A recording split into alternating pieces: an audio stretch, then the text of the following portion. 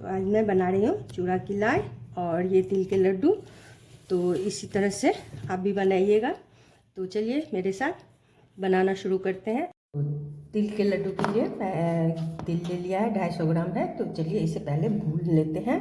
तो इसे हम कढ़ाई में डाल दें।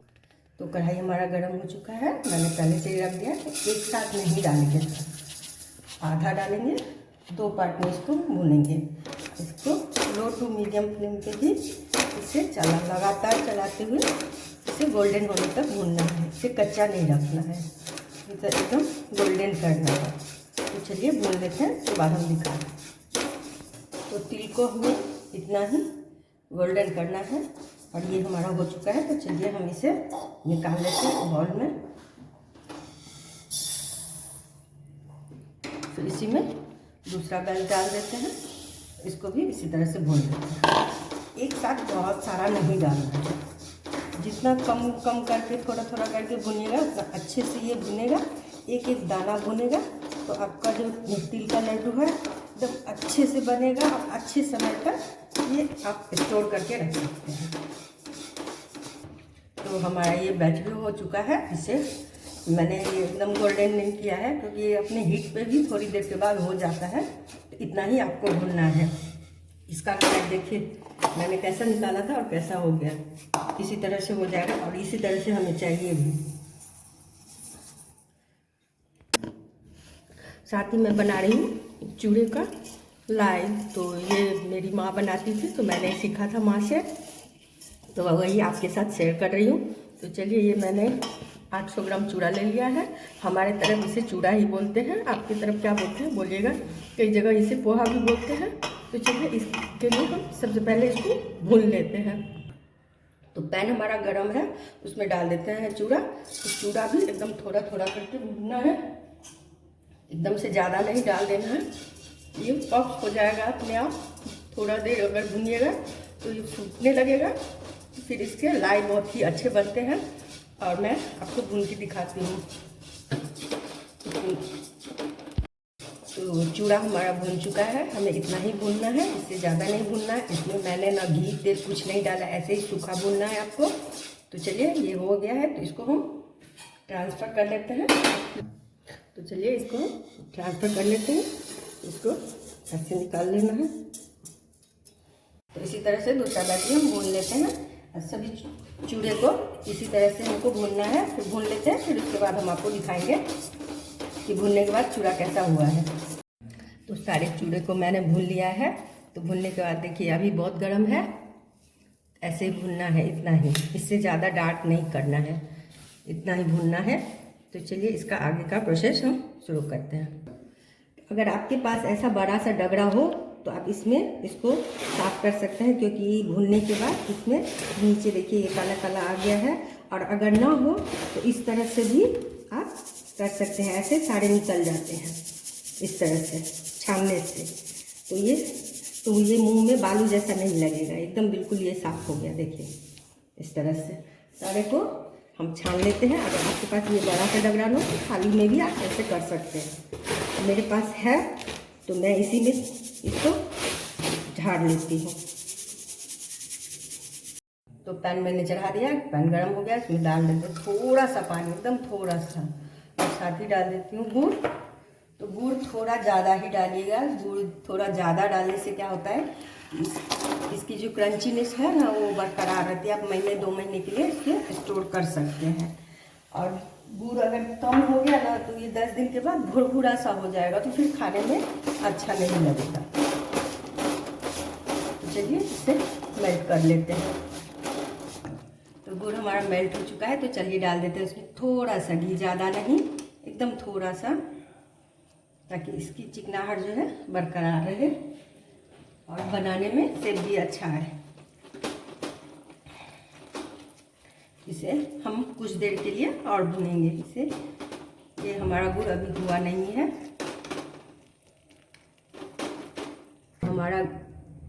हमारा गुड़ का चाशनी एकदम रेडी है। आपको अगर देख रहे हैं ये नीचे से बुलबुले आ रहे हैं तो ये साइन है कि ये पक चुके हैं। और वाइट भी झाग दिख रहे हैं। तो मेरी माँ जब बनाती थी तो हमको ऐसे ही सिखाती थी कि ये चीज़ देख लो इस तरह से, और इसमें खुशबू भी आने लगता है। और ये जो बुलबुले हैं अगर ऊपर आने लगे तो समझो कि हो गया है। और अगर आपको ऐसे समझना आए तो ये पानी में डाल के ऐसे देख सकते हैं। तो देखिए ये इकट्ठे हो रहे हैं। तो चलिए ये हमारा हो चुका है। तो इसे फ्लेम को हम करके पहले इसको, मैं तिल बना रही हूँ तो इसको पहले मिक्स कर लेती हूँ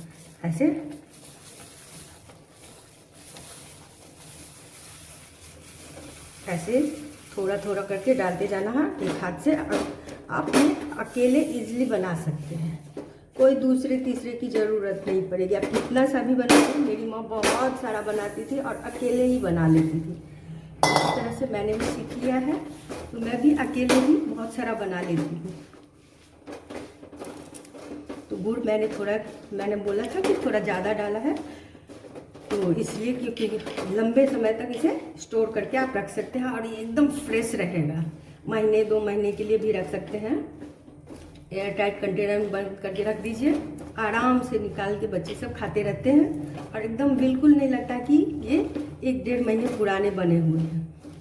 तो चलिए इसे गैस से उतार लेते हैं, इसको बनाना शुरू करते हैं। तो चलिए बनाना शुरू करते हैं। अभी इसको गरम गरम ही बनाना है, ये नहीं कि थोड़ा ठंडा हो जाए तो हम बनाएंगे। इसे गरम गरम हाथ में पानी लगा के कोई सा भी शेप दे सकती हैं। और ऐसे ये मत सोचिएगा कि ये पानी लगा हुआ है तो ख़राब हो जाएगा, कुछ नहीं ख़राब होगा।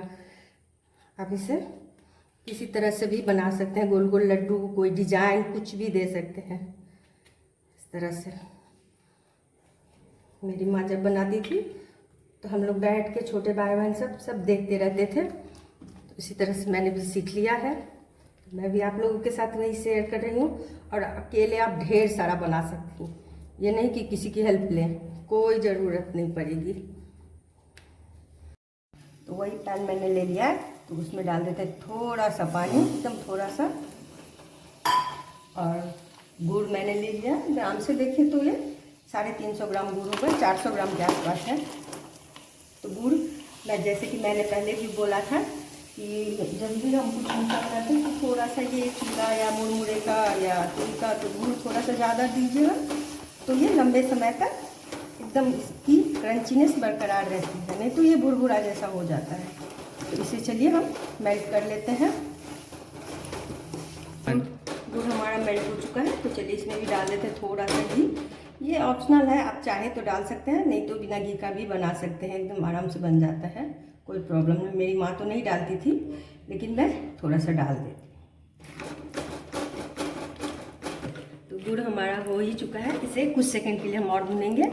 और सेम प्रोसेस है देखने का, आप पानी में डाल के देख सकते हैं, नहीं तो फिर ये इस तरह से अगर ये एकदम धीरे धीरे देखिएगा ना तो इसमें से एक बाल जैसा निकलने लगता है, तो समझिए कि हो गया है, एकदम पतला रेशा बाल जैसा तो हो गया है। तो चलिए इसके बुलबुले देख रहे हैं, ये एक झाग एकदम सफ़ेद हो गया है। तो चलिए इसमें हम डाल देते हैं चूड़ा। ऐसे ही डालना है धीरे धीरे और मिलाते जाना है, फ्लेम को ऑफ नहीं करना है। तो हमारा चूड़ा और गुड़ अच्छे से एकदम मिक्स हो जाए। कितना भी बनाइएगा ना तो अकेले ही बन जाएगा, आराम से बनाइएगा। मैं माँ को देखती थी ना, बहुत सारा बनाती थी और अकेले ही बनाती थी। हम लोग तो बहुत छोटे छोटे थे तो सिर्फ बैठ के देखते थे कैसे माँ बनाती है।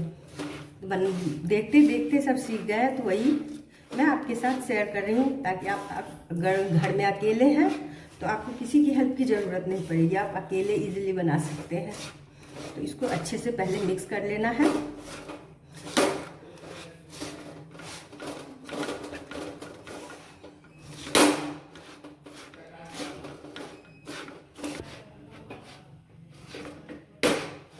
तो गुड़ हमारा अच्छे से मिक्स हो चुका है, तो चलिए इसे हम गैस ऑफ करते हैं। चलिए इसे बनाना शुरू करते हैं। तो इसे मैंने गैस से उतार लिया है। तो अब जैसे कि मैंने बोला था कि आप अकेले भी बहुत सारा बना सकते हैं, तो मैंने इस तरह का प्लेट ले लिया है। आप इसमें ऐसे थोड़ा थोड़ा करके डाल सकते हैं। मैं ये चम्मच ले लेती हूँ, पहले को पानी से भिगा के थोड़ा थोड़ा हर प्लेट में, प्लेट को पहले पानी से ऐसे भिगा देना है, नहीं तो ये चिपक जाएगा। इस तरह से आप किसी भी तरह का प्लेट ले सकती हैं। फिर मैं दिखाती हूँ आपको कि कैसे पहले सारे प्लेट में भर लेती हूँ, उसके बाद दिखाती हूँ। और बच्चे भी इसे आराम से निकाल सकते हैं, खा सकते हैं। जब हम मार्केट से लाते हैं ना तो वो टूटते नहीं रहता है, एकदम से उसको फोड़ो, ये करो वो करो, तो बहुत दिक्कत होता है। और इस तरह से बनाइएगा तो बच्चे भी आराम से निकाल के खा सकते हैं, बड़े भी बूढ़े भी, जो भी बुजुर्ग हैं सब आराम से निकाल के खा सकते हैं। तो चलिए पहले मैं भर लेती हूँ सब में, फिर दिखाती हूँ। तो सारे में मैंने भर लिया है। इसे हाथ में पानी लगा के, गर्म है अभी, तो इस तरह से ऐसे दबा देना है, अच्छे से दबा देना है, जल्दी जल्दी फटाफट, क्योंकि ये ठंडा हो जाने के बाद ये जम जाते हैं। तो इसको अच्छे से ऐसे दबाते हुए सारे को मैं दबा लेती हूँ, फिर दिखाती हूँ। तो सारे को मैंने अच्छे से दबा दिया है। अब दबाते ही तुरंत इसको ऐसे घुमा देना है, नहीं तो ये जम जाएंगे तो फिर निकलने में प्रॉब्लम करेंगे। तो इसको ऐसे देखिए इजीली निकल जाते हैं। इसको घर में ही सेट कर लेने से तुरंत घुमा देना है ऐसे, ताकि हमें निकालने में कोई प्रॉब्लम ना हो। देख रहे हैं कितना अच्छा से बना है। और इसे ऐसे देखिए, इसे आराम से ऐसे तोड़ सकते हैं। तो अभी ये थोड़ा सा गर्म ही है, तो इसे ठंडा होने देते हैं। इसी में अच्छे तरह से ठंडा हो जाएगा, फिर हम इसको दूसरे प्लेट में ट्रांसफ़र करेंगे। तो ये हमारे ठंडे हो चुके हैं, तो चलिए हम इसे इसमें निकाल लेते हैं। देखते हैं कितना इजीली निकल रहा है। इसी तरह से आप भी बनाइएगा, तो किसी और की ज़रूरत नहीं। आप अकेले भी हैं तो कितना सारा भी बना सकते हैं इस तरह से, प्लेट और कटोरी की सहायता से। और खाने में भी बच्चे को फोड़ के नहीं देना पड़ेगा। देख रहे हैं ये मार्केट वाला मैंने बनाया है, मार्केट वाले की तरह। तो इसे तोड़ने में बड़ा ही दिक्कत होता है, इसे हमें किसी चीज़ से सहारा लेना पड़ता है। इसे हम इजीली आराम से ऐसे तोड़ सकते हैं।